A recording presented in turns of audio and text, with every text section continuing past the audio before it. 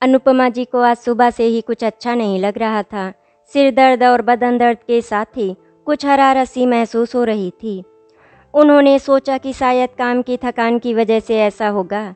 सारे काम निपटाते निपटाते दोपहर हो गई। उन्हें कुछ खाने का मन नहीं कर रहा था। फिर भी उन्होंने थोड़ा सा दलिया बना लिया और दलिया खाकर वे कुछ देर आराम करने के लिए बिस्तर पर लेट गईं। सिर दर्द कम होने का नाम ही नहीं ले रहा था। उन्होंने माथे पर थोड़ा सा बाम मला और आंखें मूंद कर बिस्तर पर लेटी रहीं। आज उन्हें अपने पति मनोहर जी की बहुत याद आ रही थी। सचमुच मनोहर जी उनका कितना ख्याल रखते थे। थोड़ा सा भी सिर दर्द होने पर वे अनुपमा जी का सिर दबाने लगते, अपने हाथों से इलायची वाली चाय बनाकर पिलाते। उनके पति कितने अधिक संवेदनशील थे, यही सब सोचते हुए अनुपमा जी अपने अतीत में चली गई। मनोहर जी जब अनुपमा जी को ब्याह कर अपने घर लाए थे तो उनकी सास ने अनुपमा जी का बहुत धूमधाम से स्वागत किया था। मनोहर जी अनुपमा जी की छोटी छोटी बातों का ध्यान रखते थे, उसे कभी किसी चीज़ की कमी नहीं होने देते थे। अनुपमा की सास उसको अपनी बेटी की तरह मानती थी, वो उसे बहुत प्यार करती थी। अनुपमा जी के ससुर नहीं थे। एक बार मनोहर जी अपनी माँ की कही हुई बात भूल जाते थे, लेकिन अनुपमा अपनी सास की कही हुई बात कभी नहीं भूलती थी। अनुपमा को यहाँ कोई तकलीफ नहीं थी। वो तो ऐसा ही सोचती थी कि जैसे वो अपने ही घर में हो, ससुराल में नहीं। इसी तरह हंसी खुशी से दिन गुजर रहे थे। अनुपमा जी ने शादी के 2 साल बाद एक प्यारे से बेटे आलोक को जन्म दिया। घर में सब बहुत ही खुश थे, लेकिन कहते हैं कि खुशियों को नज़र बहुत जल्दी लग जाती है। अचानक अनुपमा जी की सास की तबीयत खराब हो गई। धीरे धीरे 1 हफ्ता हो गया, उनका बुखार उतर ही नहीं रहा था। उन्हें अस्पताल में भर्ती कराया गया और फिर 4 दिन के बाद वो ठीक होकर घर आ गईं। एक दिन वो अपने पोते आलोक के साथ खेल रही थी, तभी उन्हें अचानक से सीने में दर्द हुआ और वो बेहोश होकर वहीं गिर पड़ी। मनोहर जी घर में नहीं थे, वो बाहर गए हुए थे। अनुपमा ने जल्दी से एम्बुलेंस बुलाई और माँ जी को अस्पताल लेकर गई। वहाँ इलाज के दौरान पता चला कि उनको हार्ट अटैक आया था और वो इस दुनिया को छोड़कर जा चुकी थी। अनुपमा जी को कुछ समझ में नहीं आया था कि सब कुछ तो इतना अच्छा था, फिर माँ जी को हार्ट अटैक क्यों आया। शायद वो अपने पति की मौत को बर्दाश्त नहीं कर पा रही थी और अंदर ही अंदर घुट रही थी। उन्होंने अपने बेटे और बहू के सामने कभी इस बात को जाहिर नहीं होने दिया था कि वो अपने पति को बहुत ही ज़्यादा याद करती हैं, उनकी कमी बहुत महसूस करती हैं। दरअसल अनुपमा जी जब इस घर में दुल्हन बनकर आई थी, उससे 1 साल पहले ही उसके ससुर जी का देहांत हो चुका था।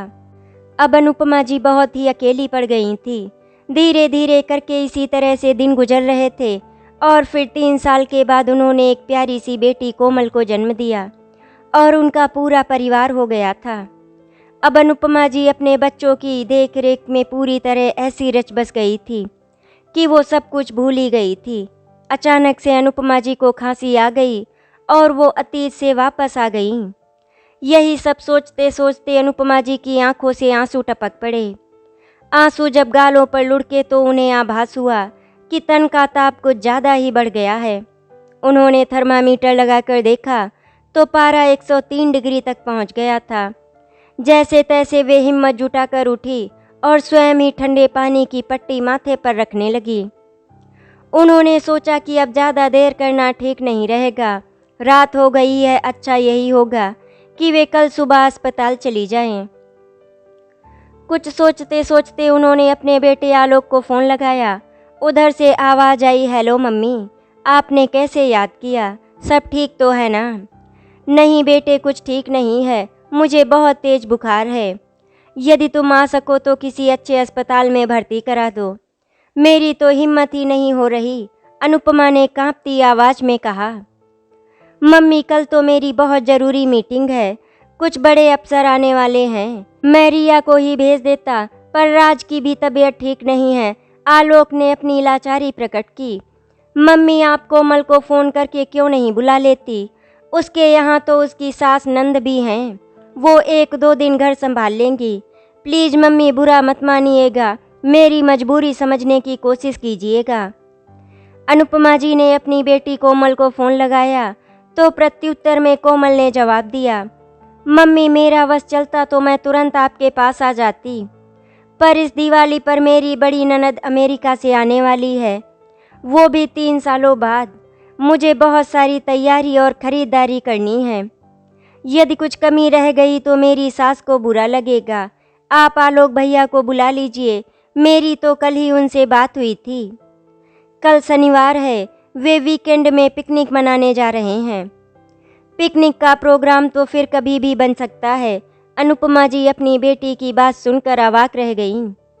उन्होंने अब कल सुबह होते ही एम्बुलेंस बुलाकर अकेले ही अस्पताल जाने का निर्णय लिया। उनकी मेहरी रानी सुबह जल्दी ही आ जाती थी। उसकी मदद से अनुपमा जी ने कुछ आवश्यक वस्तुएं रखकर बैग तैयार किया और अकेले ही अस्पताल चली गई। वे बुखार से काँप रही थी। उन्हें कुछ जरूरी फॉर्म भरवाने के बाद तुरंत भर्ती कर लिया गया। बुखार 104 डिग्री तक पहुंच गया था। डॉक्टर ने बुखार कम करने के लिए इंजेक्शन लगाया व कुछ गोलियां भी खाने को दी, पर बुखार उतरने का नाम ही नहीं ले रहा था। उनके खून की जांच करने के लिए नमूना लिया गया। रिपोर्ट आने पर पता चला कि उन्हें डेंगू है। उनकी प्लेटलेट्स काउंट कम हो रही थी। अब डेंगू का इलाज शुरू किया गया। डॉक्टर ने अनुपमा जी से कहा, देखिए आप अकेली हैं, इसीलिए आपके लिए अच्छा यही होगा कि जब तक आप बिल्कुल ठीक नहीं हो जाती अस्पताल में ही रहिए। 2 दिन बाद एक बुजुर्ग सज्जन ने नर्स के साथ कमरे में प्रवेश किया। उनके हाथ में फूलों का बुके व कुछ फल थे। अनुपमा जी ने उन्हें पहचानने की कोशिश की। दिमाग पर बहुत जोर डालने पर उन्हें याद आया कि इन सज्जन को उन्होंने सवेरे घूमते समय पार्क में देखा था। वे अक्सर रोज ही मिल जाया करते थे, पर उन दोनों में कभी कोई बात नहीं हुई थी। तभी उन सज्जन ने अपना परिचय देते हुए कहा, अनुपमा जी मैं हूँ राहुल गुप्ता, आपकी कॉलोनी में ही रहता हूँ। रानी मेरे यहाँ भी काम करती है, उसी से आपकी तबीयत के बारे में पता चला और ये भी कि आप बिल्कुल अकेली हैं, इसीलिए आपको देखने चला आया। अनुपमा ने फलों की तरफ देखकर कमज़ोर आवाज़ में कहा, इसकी क्या ज़रूरत थी? अरे भाई आपको ही तो इसकी ज़रूरत है, तभी तो आप जल्दी स्वस्थ होकर घर लौट पाएंगी। ये सब कहने के साथ ही राहुल जी मुस्कुराते हुए फल काटने लगे। अनुपमा जी को बहुत संकोच हो रहा था, पर वे चुप रहीं। अब तो रोज ही राहुल जी उन्हें देखने अस्पताल आ जाते और साथ में फल लाना कभी नहीं भूलते। उनका खुशमिजाज स्वभाव अनुपमा को अंदर ही अंदर छू रहा था। करीब 8 दिनों बाद उन्हें अस्पताल से छुट्टी मिली। शाम तक वे घर वापस आ गईं। वे अभी रात के खाने के बारे में सोच ही रही थी कि तभी राहुल जी डब्बा लेकर आ गए। अनुपमा जी सकुचाते हुए बोली, आपने नाहक तकलीफ की, मैं थोड़ी खिचड़ी खुद ही बना लेती। राहुल जी ने खाने का डब्बा खोलते हुए जवाब दिया, अरे अनुपमा जी वही तो मैं लाया हूँ, लौकी की खिचड़ी। आप खाकर बताइएगा कि कैसी बनी है। वैसे एक राज की बात बताऊं, खिचड़ी बनाना मेरी पत्नी ने मुझे सिखाया था। वो रसोई के काम में बड़ी पारंगत थी। वो खिचड़ी जैसी साधारण चीज को एक नायाब व्यंजन में बदल देती थी। कहने के साथ ही वे कुछ उदास से हो गए। इस दुनिया से जा चुकी पत्नी की याद उन्हें ताजा हो आई थी। जीवन साथी के बिछोह का दुख अनुपमा जी बहुत अच्छे से जानती थी। उन्होंने राहुल जी के दर्द को महसूस किया। वह तुरंत प्रसंग बदलते हुए पूछा, राहुल जी आपके कितने बच्चे हैं और कहाँ हैं? मेरे 2 बेटे हैं, वह दोनों अमेरिका में ही सेटल हैं। उन्होंने संक्षिप्त सा उत्तर दिया, फिर उठते हुए बोले, अब आप आराम कीजिए, मैं चलता हूँ। अनुपमा जी को लगा कि उन्होंने राहुल जी की कोई दुखती रग को छू लिया है। वे अपने बेटों के बारे में ज़्यादा कुछ नहीं बताना चाहते थे। अब तो अक्सर राहुल जी अनुपमा के यहाँ आने लगे थे।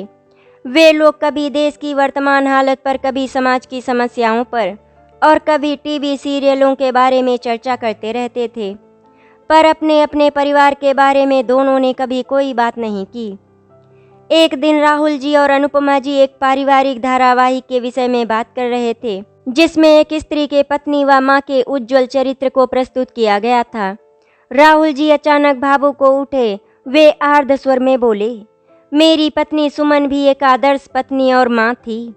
अपने पति व बच्चों का सुख ही उसके जीवन का सर्वोच्च प्राथमिकता थी।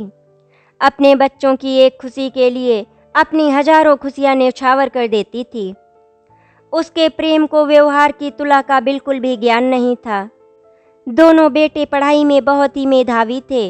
दोनों ने ही कंप्यूटर में बीई किया और एक सॉफ्टवेयर कंपनी में जॉब करने लगे। सुमन के मन में बहू लाने के बड़े अरमान थे। वो अपने बेटों के लिए अपनी ही जैसी गुणों से युक्त बहू लाना चाहती थी, पर बड़े बेटे ने अपने ही साथ काम करने वाली एक ऐसी विजातीय लड़की से प्रेम विवाह कर लिया, जो मेरी पत्नी के मापदंडों के अनुरूप बिल्कुल भी नहीं थी। उसे बहुत दुख हुआ, रोई भी। फिर धीरे धीरे समय के मलहम ने उसके घाव भरने शुरू कर दिए। कुछ समय बाद छोटा बेटा भी कंपनी की तरफ से अमेरिका चला गया। जाते वक्त उसने अपनी मां से कहा कि वो उसके लिए अपनी मनपसंद लड़की खोज कर रखे। 1 साल बाद जब वो भारत लौटेगा तो शादी करेगा। पर वो अमेरिका के माहौल में ऐसा रचा बसा कि वहीं स्थायी रूप से रहने का निर्णय ले लिया और वहीं की नागरिकता प्राप्त करने के लिए एक अमेरिकी लड़की से विवाह कर लिया। सुमन के सारे अरमान धूल धूसरित हो गए। वो बिल्कुल खामोश रही और एकदम जड़वत हो गई। बस अकेले ही अंदर वेदना के आंसू को पीती रही। नतीजा ये हुआ कि वो बीमार पड़ गई और फिर एक दिन मुझे अपनी यादों के सहारे छोड़कर इस संसार से विदा हो गई। ये कहते कहते राहुल जी की आवाज़ भर्रा गई थी। अनुपमा जी की आंखों की कोर भी गीली होने लगी। वे भीगे कंठ से बोली, न जाने क्यों बच्चे अपने माँ बाप के सपनों की समाधि पर ही अपने प्रेम का महल बनाना चाहते हैं। फिर वे रसोई घर की तरफ मुड़ते हुए बोली, मैं अभी आपके लिए मसाले वाली चाय बनाकर लाती हूँ। मूंग की दाल सुबह ही भिगो कर रखी थी। आप मेरे हाथ के बने चीले खाकर बताइएगा कि सुमन जी के हाथों जैसा स्वाद है या नहीं। राहुल जी के उदास चेहरे पर मुस्कान की चीड़ रेखा उभर आई। थोड़ी ही देर में अनुपमा जी गरम गरम चाय व चीले लेकर आ गईं। चाय का घूंट पीते ही राहुल जी बोले, चाय तो बहुत लाजवाब बनी है, सचमुच मज़ा आ गया। कौन कौन से मसाले डाले हैं आपने इसमें, मुझे भी बनाना सिखाइएगा। अनुपमा जी ने उत्तर दिया, दरअसल ये चाय मेरे पति मनोहर जी को बेहद पसंद थी। मैं खुद अपने हाथों से कूट कूट कर ये मसाला तैयार करती थी। बाजार का रेडीमेड मसाला उन्हें पसंद नहीं आता था। अपने पति का जिक्र करते करते अनुपमा की भावनाओं की सरिता बहने लगी। वे भावातिरेक होकर बोली, मनोहर जी और मुझ पे आपसी समझ बहुत अच्छी थी। प्रतिकूल परिस्थितियों में सदैव उन्होंने मुझे संबल प्रदान किया। हमने अपने दाम्पत्य रूपी वस्त्र को प्यार व विश्वास के सुई धागे से सिला था, पर नियति को हमारा ये सुखरास नहीं आया और मात्र 35 वर्ष की आयु में उनका निधन हो गया। तब आलोक 7 वर्ष का और कोमल 4 वर्ष की थी। मैंने अपने बच्चों को पिता का अभाव कभी नहीं खलने दिया। उन्हें लाड प्यार करते समय उनकी माँ थी व उन्हें अनुशासित करते समय एक पिता की भूमिका निभाती थी। आलोक एक बैंक में अधिकारी है और उसकी पत्नी रिया एक कॉलेज में लेक्चरर है। कोमल के पति विवेक जी इंजीनियर हैं। वे लोग भी इसी शहर में ही हैं। उनकी एक बेटी भी है, सेना निवृत्त होने के बाद में फ्री थी। इसीलिए जब कभी ज़रूरत पड़ती आलोक और कोमल मुझे बुला लेते थे, पर बाद में काम निकल जाने के बाद उन दोनों के व्यवहार से मुझे स्वार्थ की गंध आने लगती। मैं मन को समझाकर तसल्ली देती थी कि ये मेरा कोरा भ्रम है, पर सच्चाई तो कभी न कभी प्रकट हो ही जाती है। बात उस समय की है जब रिया दोबारा गर्भवती थी। तब मुझे उन लोगों के यहाँ कुछ माह रुकना पड़ा था। एक दिन आलोक मुझसे लाड भरे स्वर में बोला, मम्मी आपके हाथ का बना मूंग की दाल का हलवा खाए बहुत दिन हो गए। रिया को तो बनाना ही नहीं आता। मैंने उत्साहित होकर अगले दिन ही पीठी को धीमी धीमी आंच पर भूनकर बड़े ही मनोयोग से हलवा तैयार किया। भले ही रात को हाथ के दर्द से परेशान रही, अब तो आलोक खाने में नित नई नई फरमाइशें करता और मैं पुत्र प्रेम में रोज ही सुस्वादु व्यंजन तैयार करती। बेटे बहू तारीफों की झड़ी लगा देते, पर मुझे पता नहीं था मेरे बेटे बहू प्रशंसा का शहद चटा चटा कर मेरे शरीर का दोहन कर रहे थे। एक दिन रात को मैं दही जमाना भूल गई थी। अचानक मेरी नींद खुली तो मुझे याद आया और मैं किचन की तरफ जाने लगी तो बहू की आवाज़ मेरे कानों में पड़ी, सुनो जी, यदि मम्मी हमेशा के लिए यहीं रह जाए तो कितना अच्छा रहे।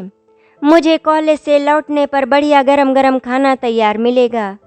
कभी दावत देनी हो तो होटल से खाना नहीं मंगाना पड़ेगा और बच्चों की भी देखभाल होती रहेगी। बात तो तुम्हारी बिल्कुल ठीक है, पर 2 कमरों के इस छोटे से फ्लैट में असुविधा होगी। आलोक ने अपनी राय प्रकट की तो बहू ने बड़ी ही चालाकी भरे स्वर में जवाब दिया, इसका उपाय भी मैंने सोच लिया है। यदि मम्मी जी विदिशा का घर बेच दें और आप बैंक से कुछ लोन ले लें तो 3 कमरों का हम खुद का फ्लैट खरीद सकते हैं। आलोक ने मुस्कुराते हुए कहा, तुम्हारे दिमाग की तो दाद देनी पड़ेगी। मैं उचित मौका देखकर मम्मी से बात करूंगा।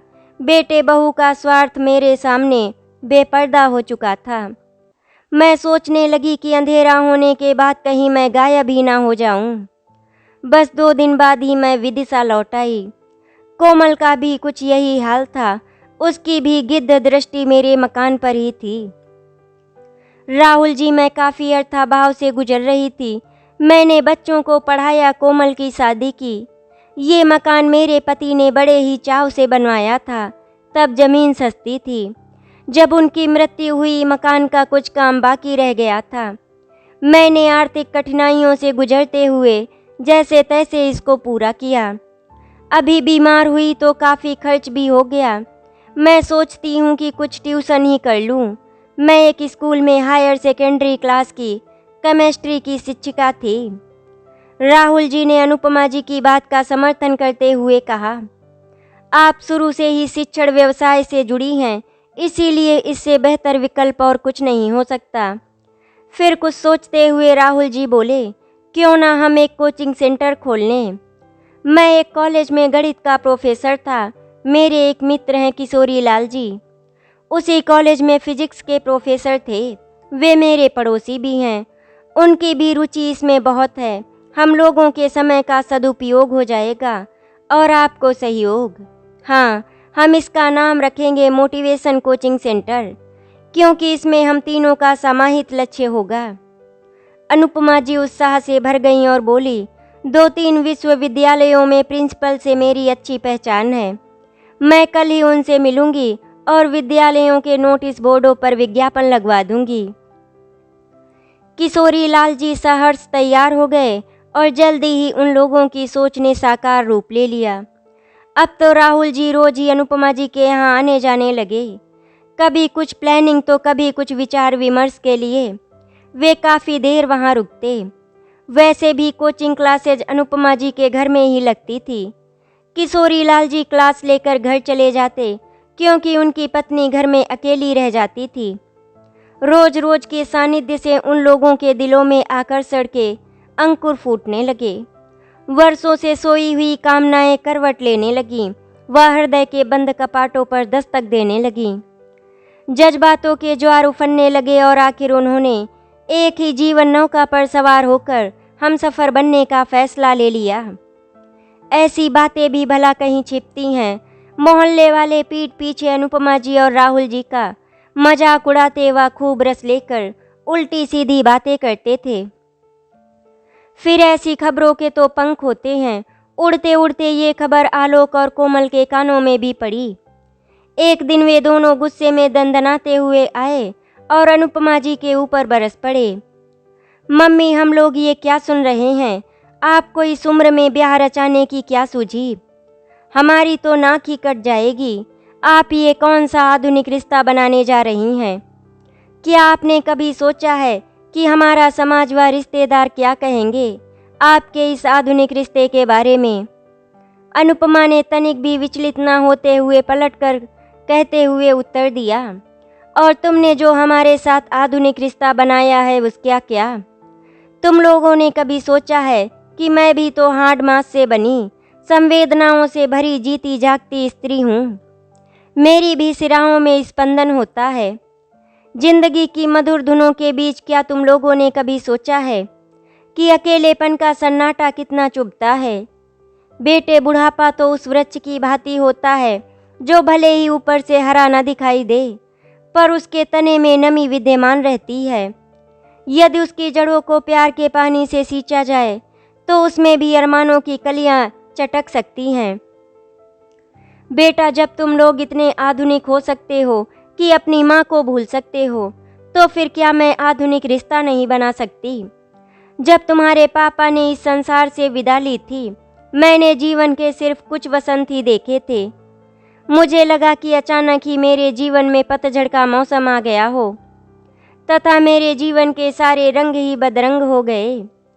मैंने तुम लोगों के सुखों के लिए अपनी सारी आकांक्षाओं की आहुति दे दी, पर जवान होने पर तुम लोगों की आंखों पर स्वार्थ और आधुनिकता की इतनी गहरी धुंध छाई, जिसमें कर्तव्य और दायित्व जैसे शब्द धुंधले हो गए। जब मेरी तबीयत खराब हुई, मैंने तुम लोगों को बुलाया तो तुम दोनों ने बहाने गढ़कर अपने अपने पल्लू झाड़ लिए। आज तुम मुझे आधुनिक होने का ताना मार रहे हो। तुम भी तो बहुत आधुनिक हो गए हो, जो अपनी बीमार माँ को देखने तक नहीं आ पाए। उसके लिए भी तुम लोगों ने आधुनिक बहाना बना लिया, जिसे तुम आधुनिक रिश्ता कह रहे हो। वो हमारी भावनाएं हैं और हम दोनों एक दूसरे की भावनाओं के साथी हैं। अब तुम लोग इसे जो भी नाम देना चाहो दे सकते हो, मुझे कोई फर्क नहीं पड़ता। ऐसे आड़े वक्त और तकलीफ में राहुल जी एक हमदर्द इंसान के रूप में मेरे सामने आए। उन्होंने मेरा मनोबल बढ़ाकर मुझे मानसिक सहारा दिया। वे मेरे दुख दर्द के ही नहीं, भावनाओं के भी बहुत अच्छे साथी बने, और अब मैं उन्हें अपने जीवन साथी के रूप में स्वीकार कर एक नए जीवन की शुरुआत करने जा रही हूँ, जिसे तुम लोगों ने आधुनिक रिश्ते का नाम दिया है। आलोक और कोमल को आत्मग्लानि का बोध हुआ। वे पछतावे भरे स्वर में बोले, मम्मी, आज आपने हमारी आंखें खोलकर हमें अपनी गलतियों का एहसास कराया है और जीवन के एक बहुत बड़े सत्य से भी साक्षात्कार करवाया है। माँ का हृदय बहुत विशाल होता है। हमारी भूलों के लिए आप हमें क्षमा कर दीजिए। आपके जीवन में हमेशा खुशियों के गुलाब महकते रहे, ऐसी हम लोगों की मंगल कामना है। अपनी संतानों की ये बातें सुनकर अनुपमा जी खुशी दोगुनी हो गई थी। आलोक और कोमल ने खुशी खुशी अपनी माँ और राहुल जी की शादी करवा दी। उन दोनों को एक आधुनिक रिश्ते में बांध दिया, एक ऐसा आधुनिक रिश्ता जिसमें दो अकेले इंसान एक दूसरे का साथ निभाने के लिए पूरी तरह से तैयार थे। आलोक और कोमल वापस अपने घर चले गए थे। राहुल और अनुपमा अब एक दूसरे के सुख दुख के साथी बन चुके थे। आशा करती हूँ आपको हमारी कहानी अच्छी लगी होगी। अगर आपको हमारी कहानी अच्छी लगी तो वीडियो को लाइक एंड शेयर करें, चैनल को सब्सक्राइब करें। वीडियो देखने के लिए आपका धन्यवाद।